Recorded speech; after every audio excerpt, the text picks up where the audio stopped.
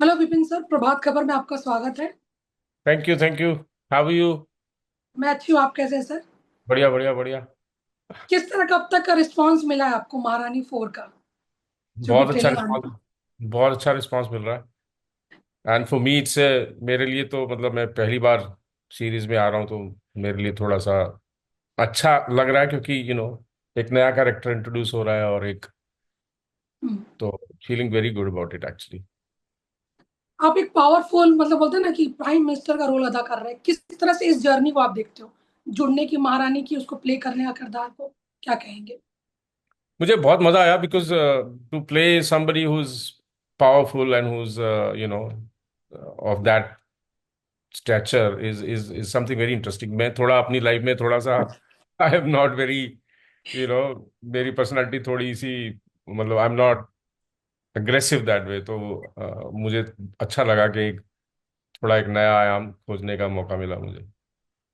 कुछ जैसे आपने कहा ना, मेरी पर्सनैलिटी वैसे नहीं है, तो कितना लर्न अनलर्न करना पड़ा सर आपको?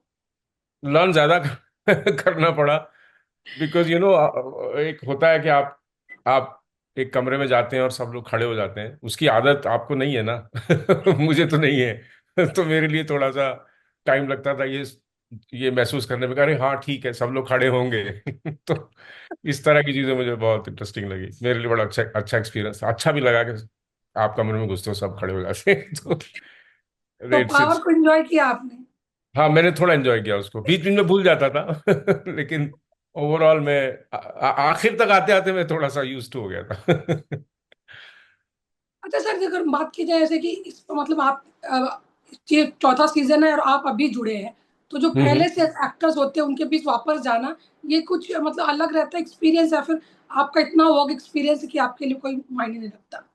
नहीं, एक्चुअली मैं बहुत नर्वस था, बिकॉज शो हैज ऑलरेडी एक रेपुटेशन है शो का। हुमा, सुभाष भाई, बाकी के जितने उसमें सब लोग हैं, they have build a world which is very powerful, which has a good response. 3 season चल चुके हैं, चौथा कमीशन हुआ है अगर, तो इसका मतलब है कि it has a huge fan following.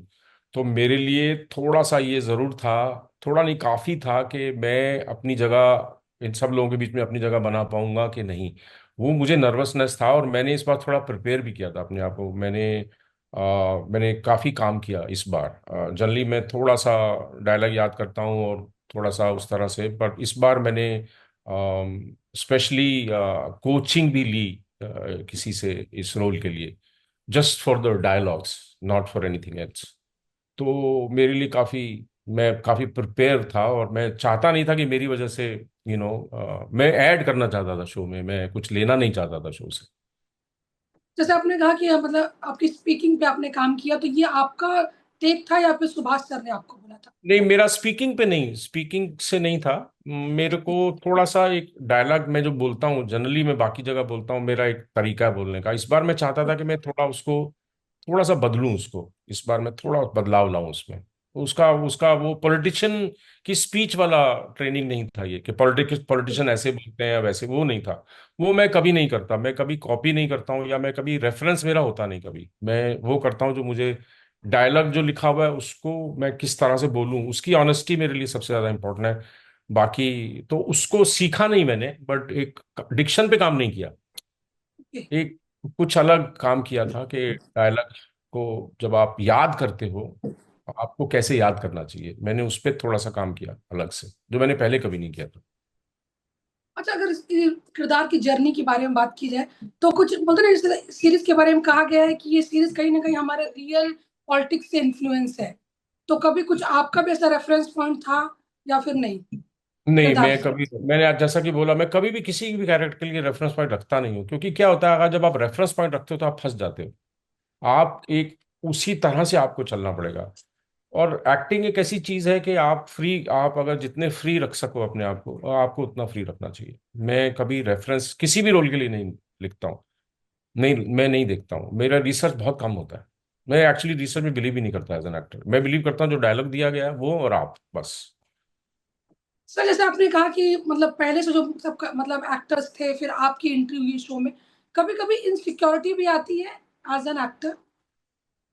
आ हाँ, इनसिक्योरिटी हो सकती है, होती भी है कभी कभी, क्योंकि कभी कभी अगर मान लीजिए सेट पे 10-15 एक्टर हैं और सबके सब मतलब अपना जादू दिखा चुके हैं, जी अब जी। आप वहां घुसते हो तो आपको नेचुरली आपको थोड़ा सा तो आप होना भी चाहिए, इट्स ओनली नेचुरल।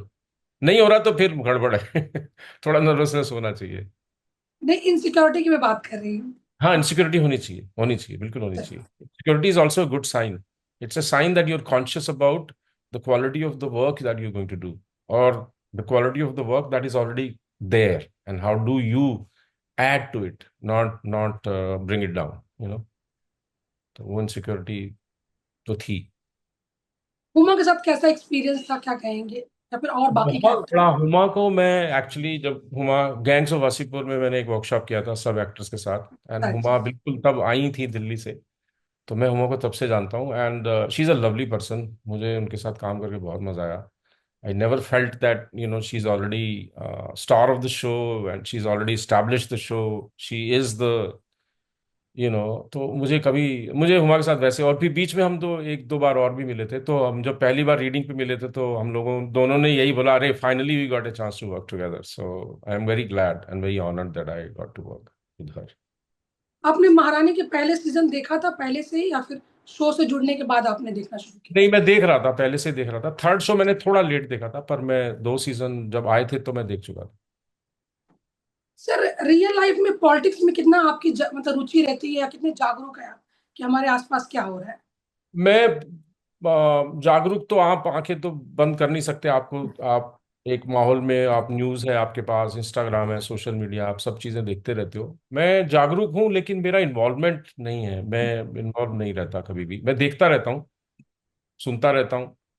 मुझे मतलब मुझे लोकल पॉलिटिक्स से ज़्यादा इंटरनेशनल पॉलिटिक्स में ज़्यादा मैं थोड़ा ध्यान देता हूँ, इसलिए क्योंकि बहुत सारी चीज़ें हम लोग जो नेशनल लेवल पे सोचते हैं वो तो हैं, लेकिन एक इंटरनेशनल लेवल पे भी एक because it affects lives, it affects people, it affects many things. उस लेवल पे मैं थोड़ा सा कनेक्टेड हूँ, बट मैं मतलब आई एम नॉट, मैं एक्टर हूँ, मेरा उस तरह से कोई एक्टिव इन्वॉल्वमेंट नहीं है किसी भी चीज में। या I also read and I also see, like all of us. Sir, जैसे कि आपने कहा कि हम एक्टर्स हैं, कभी जैसे आपने कहा ना कि मैं कोई रेफरेंस पॉइंट नहीं लेता हूँ, तो कभी रियल लाइफ किसी पॉलिटिशियन का किरदार करने का ख्वाहिश नहीं है आपकी? स्पेशली प्राइम मिनिस्टर्स, हमारे देश के प्राइम मिनिस्टर आपको पता ही काफी। नहीं यार, मेरे को मतलब, अगर पता नहीं यार, मेरे को थोड़ा सा ना वो, मुझे अगर किसी क्रिकेटर का रोल करने का मिलेगा तो मुझे थोड़ा सा, I might be excited, because मुझे क्रिकेट सीखने का मौका मिलेगा। बट अगर मैं, if I play a politician, I don't know, मेरा मेरा एज आई सेड, मेरा बहुत ज्यादा रेफरेंस से लेके रोल करने में मुझे मजा नहीं आता है। I I not very interested in that actually. जैसे आपने कहा क्रिकेटर का, तो कोई सा विश लिस्ट है किसी क्रिकेटर की लाइफ को प्ले करने की?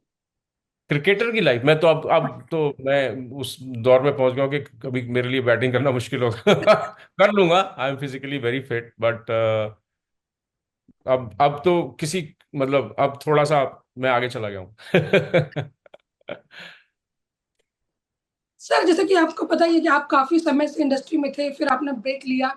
अभी जो ओटीटी का दौर है, उसने चीजें आसान की है एज एन एक्टर, आप मानते हैं? हाँ, काफी। एक तो काम की संख्या थोड़ी बढ़ी है, which is good. Every actor is busy, lot of OTT shows are being created, so that's a very good thing actually. It has created employment for a lot of people, behind the camera employment and otherwise also. So that's, it's a great thing actually. It has brought लेकिन in a एक lot of. लेकिन sir, एक बात ये भी हो रही है कि क्वांटिटी से ज्यादा मतलब क्वालिटी पे क्वांटिटी हावी हो रहा है। हाँ, वो आई आपकी agree with you, I totally agree with you. मैं अभी थोड़ी देर पहले भी यही बात कर रहा था, हमारा हिंदी सिनेमा में थोड़ा सा ध्यान नंबर्स पे चला गया है, जो मुझे लगता है कि नॉट अ गुड थिंग। हम लोग कहानी पे ध्यान देना चाहिए, इसीलिए बहुत सारी रीजनल फिल्में जो बन रही हैं, पंजाबी में, मलयालम में, कर्नाटका में, दे वहाँ स्टोरीज, इतनी स्टोरीज पे ध्यान ज्यादा है बजाय इसके कि नंबर्स पे। हम लोग थोड़ा, हिंदी सिनेमा थोड़ा उलझ गया है, नंबर गेम में फंसा हुआ है। मुझे लगता है निकलना चाहिए इससे, क्योंकि कहानी, सबसे बड़ी तो कहानी ही होती है, और वो कहानी पे ध्यान हमारा थोड़ा कम हो गया है, मुझे ऐसा लगता है। सर, एआई को भी थ्रेट मानते हैं आप एज एन एक्टर?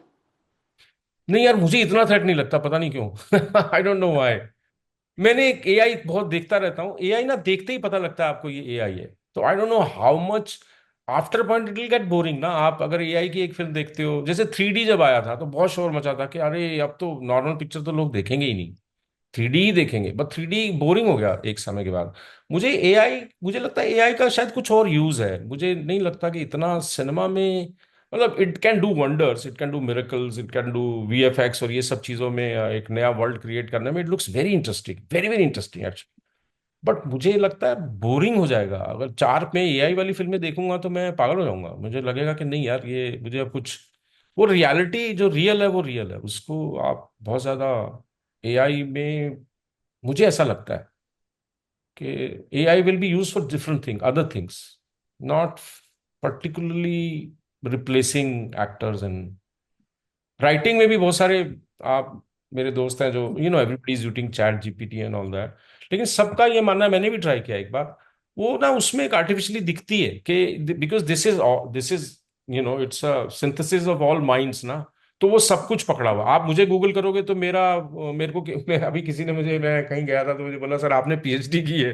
तो मैंने कहा नहीं, मैंने पीएचडी नहीं की है। वो एआई सारे जितने मेरे नाम के लोग हैं उनका वो बताता है, वो तो मेरा हाँ, उसमें पीएचडी कांग्रेस मैंने भी। मैन है, मतलब हाँ आपके साथ ये भी आता है, कांग्रेस का ये जुड़ा हाँ हुआ तो है। अभी वो मतलब वो फिर वो आपको वहां पे फर्क है, रियल और वर्चुअल में। तो सर आपको पता है आपने बीच में एक बार ब्रेक लिया था इंडस्ट्री से, तो कभी अभी भी आपको अभी कितनी चीजें आपको लगती है कि मतलब अच्छा हो गया एक एक्टर के लिए, या फिर क्या आप कहेंगे अभी के सिनारियो में सर? सॉरी, मैं समझा नहीं आपकी बात। सर आपने बीच में इंडस्ट्री से ब्रेक लिया था, फिर वापस आपने वापसी की है इंडस्ट्री हम्म। से। जी। हम्म। तो अभी का जो सिनारियो आप देखते हैं एज एन एक्टर, कितना आप उससे सेटिस्फाई हैं, क्या कहेंगे आप कि जिसके लिए आप आए थे वो सही है, सोचते हैं कि ये सही था मेरा यार डिसीजन? मैं बहुत फॉर्चुनेट रहा हूँ, मतलब आई मस्ट से दैट मेरे को ना हमेशा थोड़ा अलग, थोड़ा डिफरेंट कैरेक्टर्स करने का मौका मिला है, और मुझे अब भी मिल रहा है। तो मैं, मतलब मैं, I should say that I am very happy where I am right now, and I am very grateful for all the people who have really given me opportunities to create characters that were very different and meaningful. तो मुझे, I am waiting now के now I will get more such roles. So I am at a place where I'm like, I'm very happy कि यार अब थोड़े अलग अलग तरह के रोल करने का और मौका मिलेगा। मैं अपनी भी लिखता भी हूँ, तो मेरी अपनी भी एक दो मैंने स्क्रिप्ट्स लिखी हुई हैं जो मैं बनाना चाहता हूँ। तो एज एन डायरेक्टर जुड़ेंगे या फिर क्या, डायरेक्टर हाँ, एक्टर? डायरेक्टर एंड एक्टर, या। नहीं सर, आप तो वाकई कमाल का है। धड़क 2 में भी आपका रोल छोटा था बट बहुत ही impactful, thank you very much, बहुत थैंक यू। जबरदस्त था उसे। Thank you, thank you. Dhadak के लिए मुझे बहुत अच्छे कॉम्प्लीमेंट्स मिलते हैं हमेशा। बहुत सुपर था, आपने रुला दिया था literally. Thank you, thank you much. अब मैं सर थैंक यू बोल आपका रहा हूँ बुलाने के नहीं नहीं, लिए। सीरियसली बहुत ही जबरदस्त था वो। थैंक्स। सर आप अपने काम के लिए आप अप्रोच भी करते हो अभी या फिर नहीं? करता हूँ, बिल्कुल करता हूँ। मैं जब किसी फिल्म मेकर की फिल्म देखता हूँ, मैं ढूंढ के मैसेज करता हूँ। मैंने एक पंजाबी फिल्म देखी जग्गी, उसके बहुत कमाल के फिल्म मेकर हैं उसके, अनमोल, मैंने उनको मैसेज किया, मेरी बातें होती हैं उनसे। मैंने अभी एक फिल्म देखी पेड्रो, नतेश एक फिल्म मेकर हैं कर्नाटका से, मैंने उनको मैसेज किया, उनको ढूंढा, उनसे बातें की।